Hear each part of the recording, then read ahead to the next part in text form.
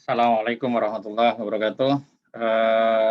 Teman-teman, pada siang hari ini eh, saya coba sampaikan beberapa hal terkait dengan perkuliahan kita, tapi mungkin tidak bisa maksimal juga, makanya saya harapkan nanti ada activity dari teman-teman semua sehingga nanti bisa mendukung pembelajarannya kita, gitu ya.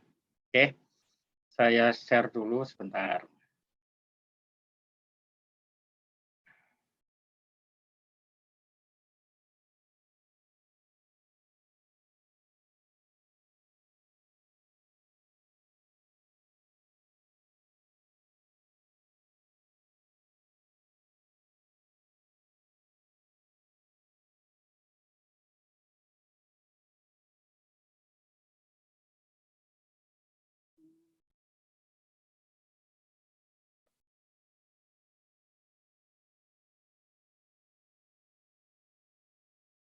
Saya pakai dua layar.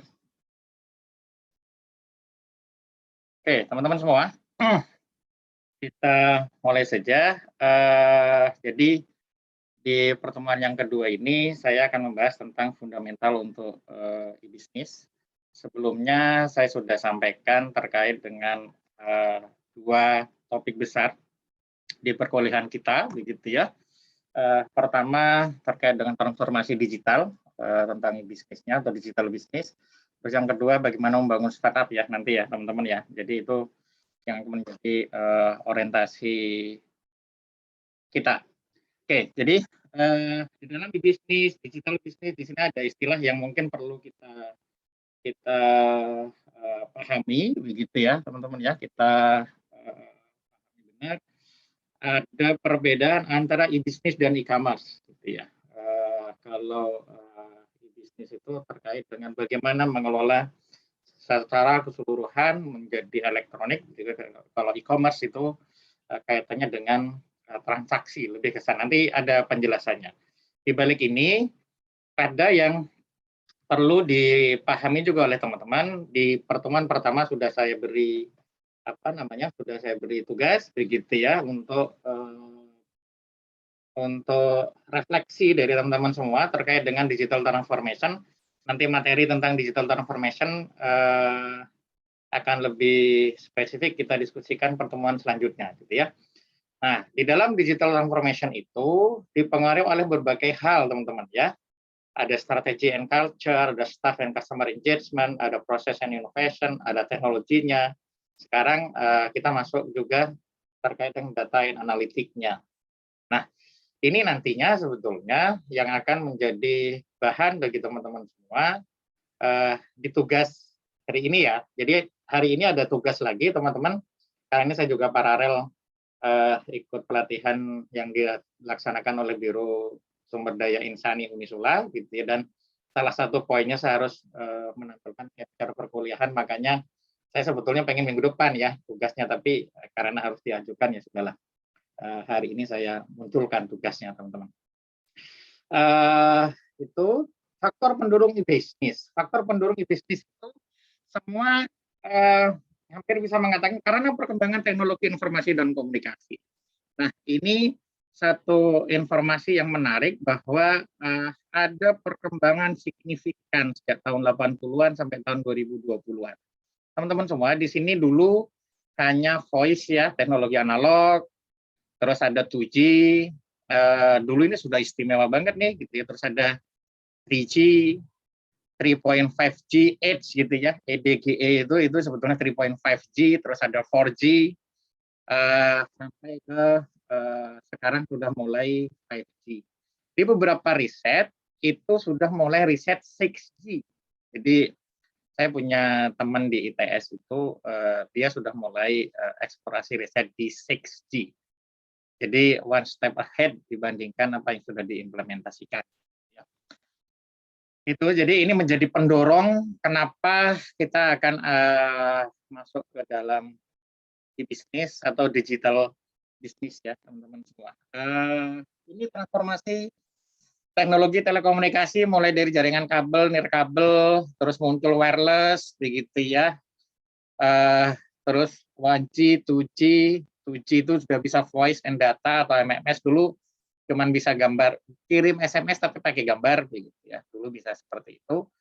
Terus ada apa namanya? Ada 3G, sudah mulai ada komunikasi data, ada 4G, ada 5G ya yang terbaru. Oke. Termasuk ada perkembangan web teknologi, mulai dari Web 1.0, Web 2.0, Web 3.0 begitu ya. Apalagi zamannya sosial media. Ini sekarang kadang yang bikin konten itu bukan yang punya website gitu. Jadi sudah mulai ke sana ya. Ini nggak kita ini kan ya. Terus ada perkembangan komputasi yang menjadi pendorong. Apa ya, perkembangan teknologi komputer ya, yang awalnya cuman Pentium 486 dulu ya, terus ada berkembang sekarang terakhir-terakhir ini sudah Core i5, Core i3 itu sudah jarang-jarang kan begitu ya, laptopnya Core i5, Core i7, bahkan RAM-nya sekarang 4 giga itu sudah kecil gitu ya, karena perkembangan software juga kan. Terus di situ juga awalnya PC gitu ya, personal komputer, mengecil lagi menjadi mobile sekarang kan, apalagi servernya sekarang sudah istilahnya ada cloud server gitu, sehingga semua bisa diakses dimanapun. Makanya teman-teman semua di program sekolah penggerak ada beberapa yang dari Kemendikbud itu diberi Chromebook. Jadi Chromebook itu dimodalin untuk akses saja bisa masuk ke semua fitur yang ada di Google ya teman-teman. Oke ya. Kita masuk ke e-commerce begitu ya. Ini agak saya percepat ya teman-teman, karena ada apa namanya paralel dengan pelatihan saya begitu ya. Cuman nanti saya jelaskan di akhir kaitannya dengan penugasan. Oke. E-commerce. E-commerce itu apa? E-commerce itu proses pembelian penjualan barang dan jasa secara elektronik dengan transaksi melalui internet, jaringan dan teknologi digital lainnya. Jadi intinya electronic commerce atau e-commerce itu intinya transaksi jual beli barang dan jasa secara elektronik. Gitu ya. Jual beli barang, jaringan internet, transaksi secara online kan gitu kan. Konsep e-commerce seharusnya otomasi gitu ya, automation seharusnya gitu kan, untuk menggantikan proses manual seperti checking pembayaran itu seharusnya sudah otomatis. Sekarang kan sudah ada ya, bisa kerjasama dengan berbagai apa namanya ya, berbagai model mitra payment gateway begitu ya. Banyak sekali payment gateway yang melayani hal itu. Ada streamline integration, jadi ada saling integrasi di prosesnya, sehingga di sana sudah ada payment nih, berarti otomatis langsung bisa diketahui oleh gudang untuk segera langsung ada pengiriman kan begitu ya. Ada publishing, jadi publishingnya produk dan jasanya diperdagangkan dengan elektronik katalog gitu ya. Ada interaction, ada transaction, jadi udah seharusnya ya teman-teman ya, kalau mau full e-commerce seperti ini. Tantangan e-commerce apa? Tantangan e-commerce pertama tentunya budaya, karena budaya di kita ini masih pengennya lihat merdeka. Di luar itu teman-teman semua, keamanan data center dan sistem, cloud computing, portal e-commerce, payment gateway. Nah, ini keamanan menjadi isu. Makanya di beberapa teknologi e-commerce itu ada persyaratan yang sertifikasi, terutama yang berhubungan dengan uang. Kepercayaan masyarakat bertransaksi virtual, makanya muncullah cash on delivery. Jadi karena ada beberapa orang yang masih belum percaya, ini dikirim bener nggak sih, gitu ya. Tapi COD ini biasanya yang bertanggung jawab nanti akhirnya apa namanya marketplace-nya ya, kalau kita jualan dari marketplace, tergantung kebijakan dari marketplace. Atau rekening bersama, bisa dengan payment gateway atau dengan marketplace tadi. Rekening bersama itu uang tidak akan tidak bisa dicairkan oleh penjual sebelum diterima oleh user, sebelum diterima oleh pembeli kan gitu kan, atau pakai e-wallet. Oke, 5 area pendukung e-commerce, mulai dari kebijakan publik, ada manusianya, kebijakan publik, ada marketingnya, layanan pendukung, dan hubungan bisnis. Ada beberapa klasifikasi e-commerce, teman-teman, begitu ya, pola interaksinya, ada B2B dan B2C.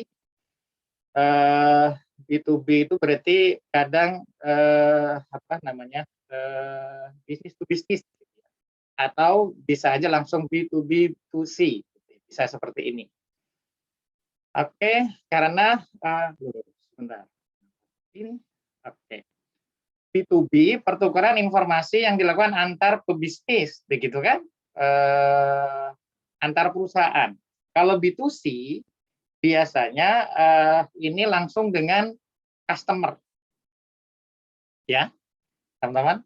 Ada B2B, ada B2C, gitu ya, berdasarkan pola interaksinya. Ada si to B, begitu ya, ada si to C, jadi dari customer langsung ke portal e-commerce, langsung dibeli juga oleh customer. Oke, masuk sekarang ke e-bisnis, agak singkat ya teman-teman ya. E-bisnis merupakan kegiatan bisnis yang dilakukan secara otomatis dengan memanfaatkan jaringan komputer dan teknologi internet. Perusahaan dapat berhubungan dengan sistem pemrosesan data internal maupun eksternal supaya lebih efisien dan fleksibel. E-commerce sebetulnya bagian kecil dari e-bisnis. E-commerce itu lebih ke transaksinya. Kalau e-bisnis bagaimana pengelolaan secara keseluruhan, teman-teman. Gitu ya. Oke, di perusahaan. Oke, sekarang menciptakan bisnis dengan memanfaatkan internet, tidak hanya jual beli, digital layanan dengan pengguna, ada pertukaran informasi di dalamnya. Nah, secara simpelnya sebetulnya e-business application arsitektur. Jadi di sini jelas ya, ketika bicara e-business application arsitektur itu besar. Baik dari sisi supplier, di sana akan ada sistem supply chain management, ada logistik manajemen, ada production management, ada distribution management, itu aja sudah sesuatu banget gitu ya. Selain di sisi karyawan, di sana ada administrative control untuk human resources management ataupun ke procurement management, sistem pengadaan, kan gitu kan? Kalau di pemasaran berarti di sana ada selling chain management, kaitannya dengan customer relationship management, ada sistem untuk sales, ada sistem untuk marketing, whatever gitu ya. Atau di keuangan. Keuangan berarti di sana sampai ke bagaimana accounting-nya gitu ya. Nah, sistem saling terintegrasi ini seharusnya bisa memberikan apa namanya ya, informasi atau insight kepada pengelola di sana untuk decision support, untuk mengambil keputusan. Makanya nanti bicara e-bisnis itu akan ada leveling, ada transaksional, ada controlling, ada apa namanya bahasanya untuk kebijakan. Tapi secara keseluruhan sebetulnya e-bisnis arsitektur ini seperti ini. Ya teman-teman, ini prolog awal dulu. Yang penting sekarang targetnya saya, teman-teman ini memahami bahwa ada e-commerce, ada e-bisnis, gitu ya. E-commerce itu fokusnya sebetulnya langsung ke transaksi, kalau e-bisnis itu ke secara keseluruhan. Makanya ketika nanti bicara digital bisnis, kita akan lebih banyak bicara ini, ya teman-teman ya. Ketika bicara digital bisnis, nanti kita akan diskusi tentang bagaimana implementasinya ini. Makanya di awal saya sampaikan terkait dengan transformasi digital. Jadi bagaimana sebuah organisasi atau lembaga bertransformasi dengan menerapkan teknologi digital, menerapkan teknologi informasi dan komunikasi. Di sisi mana yang bisa diterapkan teknologi? Di sisi mana yang bahkan mungkin bisnis prosesnya harus berubah gara-gara mau menerapkan teknologi. Nah, makanya di tugas yang sekarang, teman-teman, saya minta teman-teman untuk bikin sebentar ya, saya extension session sebentar.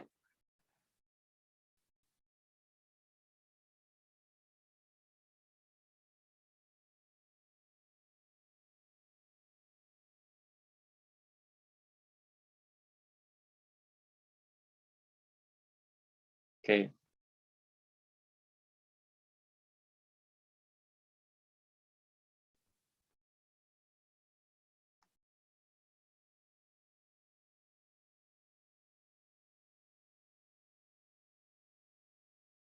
Oke, mana Wis?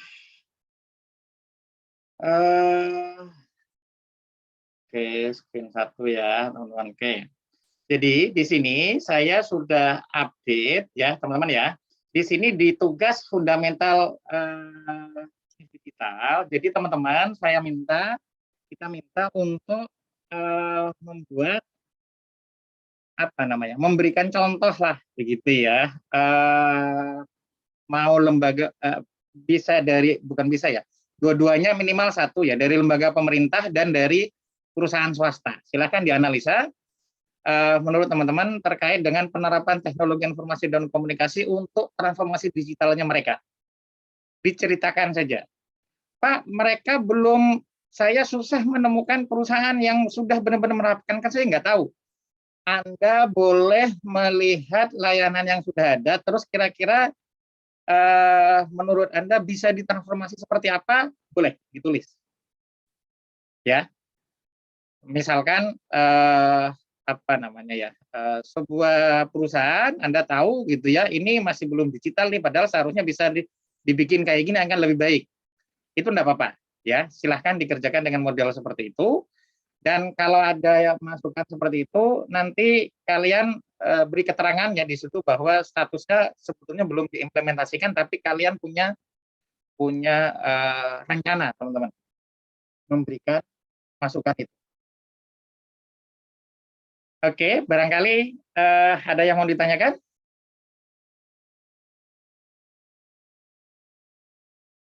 Untuk tugas, saya minta batas akhirnya Selasa minggu depan ya, teman-teman ya. Saya rubah ini, saya masih ini hari Kamis, ternyata saya pengumpulannya harus lebih dulu, makanya saya batasin Selasa minggu depan untuk pengerjaan apa namanya tugasnya, ya. Nah, ini akan lebih menarik lagi ketika nanti teman-teman, kan saya terbuka ya, tidak hanya yang sudah diimplementasikan. Kalau sudah diimplementasikan bagus, misalkan saya kasih contoh tuh jalan tol begitu ya. Dulu harus ada orang, terus kadang kembalian, repot, gitu. Sekarang udah pakai teknologi apa namanya kartu. Nah, bisa aja nanti di pondok pesantren, bisa aja juga di apa namanya di sekolah misalkan mau menerapkan e-wallet itu. Atau idenya teman-teman boleh. Yang ide itu bisa jadi menjadi cikal bakal menjadi produk startup. Itu akan sangat baik. Sehingga nanti apa yang dipikirkan teman-teman ini menjadi jawaban, menjadi case berkelanjutan untuk tugas-tugas selanjutnya. Karena pada dasarnya saya sudah sampaikan ya, nanti teman-teman bisa apa namanya ya, membuat proposal atau bisnis plan pendirian startup. Targetnya kan gitu. Dari apa namanya application arsitektur tadi, kira-kira di sisi mana? Karena sekarang kan startup kan sebetulnya ada yang cuma di bagian keuangan, begitu seperti jurnal.id, ada yang di apa namanya hanya di bagian penjualan, di point of sales, aplikasi POS gitu ya. Ada yang hanya di bagian SDM, apa namanya yang untuk layanannya, ada yang di bagian logistik, kan gitu kan? Kayak Gojek itu kan sebetulnya di supporting ke bagian logistik sebetulnya kan. Gitu ya, teman-teman. Mohon maaf, ini cuma 25 menit untuk pertemuan kedua ini, tapi saya minta teman-teman untuk mengerjakan tugas maksimal hari Selasa ya. Terima kasih. Kita tutup. Wassalamualaikum warahmatullahi wabarakatuh.